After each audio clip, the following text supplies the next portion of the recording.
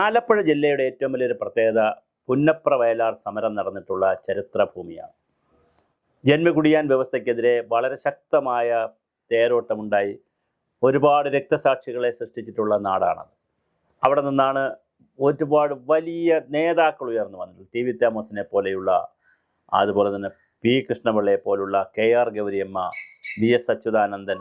അത് വലിയൊരു പരമ്പരയാണ്.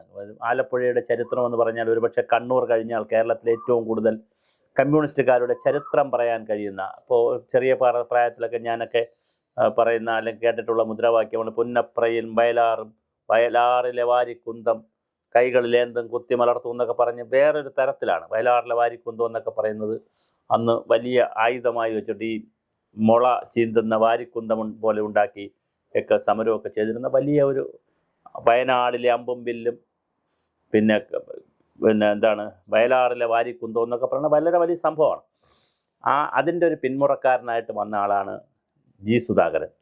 ആ ജി സുധാകരനോടുകൂടി ആ തലമുറ കഴിഞ്ഞു. പിന്നെ തോമസ് ഐസക്കൊക്കെ അല്ലാതെ ചുമ്മാ സ്റ്റുഡൻറ്റ് യൂണിയനിൽ നിന്നൊക്കെ പറഞ്ഞ് കയറി വന്ന് വേറെ തരത്തിൽ EMSൻ്റെയൊക്കെ സഹായത്തിൽ അങ്ങനെ ജനകീയാസൂത്രണം അപ്പടി ഇപ്പടി പഞ്ചായത്ത് നില ഭൂപടം നിർമ്മാണം എന്നൊക്കെ പറഞ്ഞ് കയറി വന്നതാണ്. അല്ലാതെ ഐസക്ക് ആ ഒരു പാരമ്പര്യത്തിൽ ത്യാഗവും സഹിച്ച് വന്ന ആളെന്നില്ല. അതേസമയം സുധാകരൻ കുറേയധികം ത്യാഗമൊക്കെ സഹിച്ച് വന്നിട്ടുള്ളൊരു നേതാവാണ്.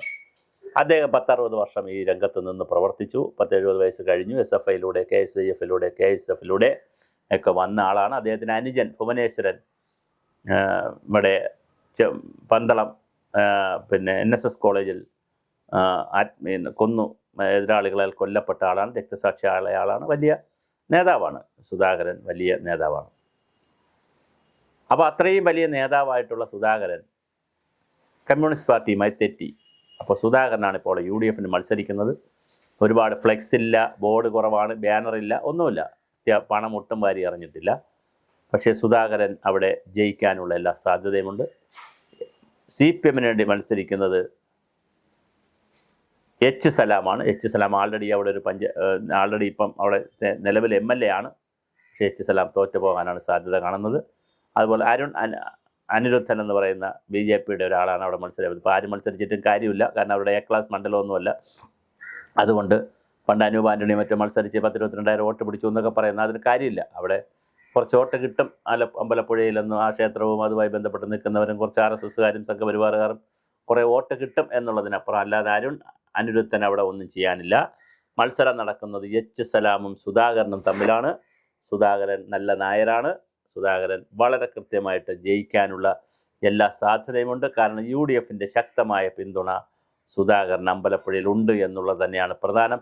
മാത്രമല്ല സുധാകരൻ ഫാക്ടർ അവിടെ അമ്പലപ്പുഴ, ആലപ്പുഴ, മാരാരിക്കുളം, കായംകുളം തുടങ്ങിയ നിരവധി മണ്ഡലങ്ങളുണ്ട്. ആലപ്പുഴയിൽ തന്നെ നിരവധി എല്ലാ മണ്ഡലങ്ങളിലും സുധാകരൻ ഫാക്ടർ വളരെ പ്രധാനം. പിന്നെ ചേർത്തലയിൽ നമ്മുടെ പ്രസാദാണ് മത്സരിക്കുന്നത്. അപ്പോൾ പ്രസാദിനെ സുധാകരൻ ബുക്ക് ചെയ്തിട്ടുണ്ട്. പ്രസാദിനെതിരെ പ്രസംഗിക്കാൻ വരെ പോകും എന്നാണ് പറഞ്ഞത്. തിലോത്തമൻ നേരത്തെ ജയിച്ചിരുന്ന സ്ഥലത്താണ് പ്രസാദ് വളരെ കഷ്ടിച്ച് 16,000 വോട്ടിന് രക്ഷപ്പെട്ടത്.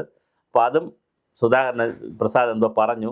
അപ്പോൾ അതിൻ്റെ ബേസിൽ പ്രസാദിനെ പൊക്കാനായിട്ട് സുധാകരൻ അങ്ങോട്ട് പോകുമെന്നും പറയുന്നു. എന്തായാലും ജി സുധാകരനാണ് മത്സരിക്കുന്നത്. അദ്ദേഹം ജയിക്കുവാനുള്ള എല്ലാ സാധ്യതകളാണ് കാണുന്നത്. അങ്ങനെയാണെങ്കിൽ ജയിച്ചാൽ UDF വന്നാൽ മന്ത്രിയാക്കുമോ എന്നുള്ള ഒരു ചോദ്യവും വളരെ പ്രസക്തമാണ്. കാരണം ഈ സുധാകരനെയാണ് മുഖ്യമന്ത്രി പരമചെറ്റ എന്ന് വിളിച്ചത്. ഞാൻ രാഷ്ട്രീയ ചെറ്റത്തരം കാണിച്ചു എന്നാണ് പറഞ്ഞതല്ല, ചെറ്റ എന്ന് വിളിച്ചില്ല, വേണമെങ്കിൽ വിളിക്കാം എന്നാണ് മുഖ്യമന്ത്രി പറയുന്നത്. എന്തായാലും പരമചെറ്റ അല്ലെങ്കിൽ പരമചെറ്റത്തരം എന്നാണ് പറഞ്ഞത്. എന്തായാലും അദ്ദേഹം ചെറ്റയാണ് എന്ന് വിളിച്ചു. പക്ഷേ ആ വിളിച്ചതിനെ ഞാൻ ചെറ്റയിൽ കുടിലിൽ ജീവിച്ചാണ്, മരക്കുടിലും ചെറ്റക്കുടിലും ഒക്കെ ജീവിച്ചാണ് വളർന്നതെന്ന് പറഞ്ഞ് 18 വയസ്സ് വരെ അതിനെ പോസിറ്റീവായി തിരിച്ചടിക്കാൻ സുധാകരന് കഴിഞ്ഞു. അങ്ങനെ സ്കോർ ചെയ്തത് സുധാകരനാണ്. അവസാനം വിശദീകരണമായിട്ട് മുഖ്യമന്ത്രി വന്നു. പക്ഷേ അപ്പോൾ കാര്യമില്ല. വിശദീകരണത്തിന് മുമ്പ് തന്നെ വണ്ടി ഷൊർണൂർ വിട്ട് പോയി കഴിഞ്ഞു. കേരള സമൂഹം മറ്റൊരു തരത്തിൽ അത് എടുത്തു കഴിഞ്ഞു. അപ്പോൾ ഇനി മുഖ്യമന്ത്രി എല്ലാവരെയും പിറകെ നടന്ന് പറ്റില്ല, അങ്ങനെയല്ല ഉദ്ദേശിച്ചെന്ന് പറയുന്നതിനകത്ത് കാര്യമൊന്നുമില്ല. അതാരും ശ്രദ്ധിക്കാൻ പോകുന്നില്ല. അതേസമയം സുധാകരനെതിരെ പറഞ്ഞത് വളരെ ഗുരുതരമായ ഒരു പ്രതിസന്ധിയായി വരാൻ സാധ്യതയുണ്ട്. ശക്തമായ വോട്ടുകളുടെ ഭാഗത്താൽ സുധാകരൻ ജയിക്കാനും ഒരു പക്ഷേ മന്ത്രിയാകാനുള്ള സാധ്യതയുണ്ട്. എന്തായാലും ജി സുധാകരൻ ഉയർത്തുന്ന രാഷ്ട്രീയമുണ്ട്, ഒരു ഇടതുപക്ഷ രാഷ്ട്രീയമുണ്ട്. അത് വളരെ പ്രധാനമാണ്. അത് കേരളം ചർച്ച ചെയ്യേണ്ടതാണ്. പൊളിറ്റിക്കൽ ക്രിമിനൽസുകളുടെ നാടായി CPMലെ ആലപ്പുഴ കമ്മിറ്റികൾ മാറി എന്ന് പറയുന്നത് നമ്മളാരുമല്ല, 60 വർഷത്തോളം പാർട്ടിയിൽ പ്രവർത്തിച്ച ഇന്ന് ജീവിച്ചിരിക്കുന്ന ആലപ്പുഴയിൽ ഏറ്റവും സീനിയറായിട്ടുള്ള നേതാവാണ് പറയുന്നത്, എൻ്റെ ഇന്നലെ വരെ ഉണ്ടായിരുന്ന പാർട്ടി പൊളിറ്റിക്കൽ ക്രിമിനലുകളാണ് നിറഞ്ഞിരിക്കുന്നത് എന്നാണ് പറയുന്നത്. അത് ചെറിയ കാര്യമല്ല. അങ്ങനെയാണെങ്കിൽ അത് കേരള സമൂഹം ഗൗരവമായി ചർച്ചയുടെ വിഷയമാണ്. ജി സുധാകരൻ ഉയർത്തിവിടുന്ന രാഷ്ട്രീയം വളരെ പ്രധാനമാണ്. അല്ലാതെ ചെറ്റത്തരവും മറ്റു കാര്യങ്ങളും മറ്റ് സൗന്ദര്യവും ഒന്നും ഇതിനകത്തല്ല വിഷയമല്ല. ജി സുധാകരൻ ഉയർത്തുന്ന ഒരു രാഷ്ട്രീയമുണ്ട്, ഒരു പൊളിറ്റിക്കൽ ക്രിമിനലിസത്തിൻ്റെ ഒരു ഫാക്ടറുണ്ട്. അത് ഗൗരവമായി നാം ചർച്ച ചെയ്തേ കഴിയൂ.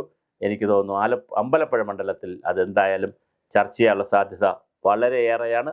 അങ്ങനെ വന്നാൽ ജി സുധാകരൻ വൻപിച്ച ഭൂരിപക്ഷത്തിൽ ജയിക്കുകയും ചെയ്യും.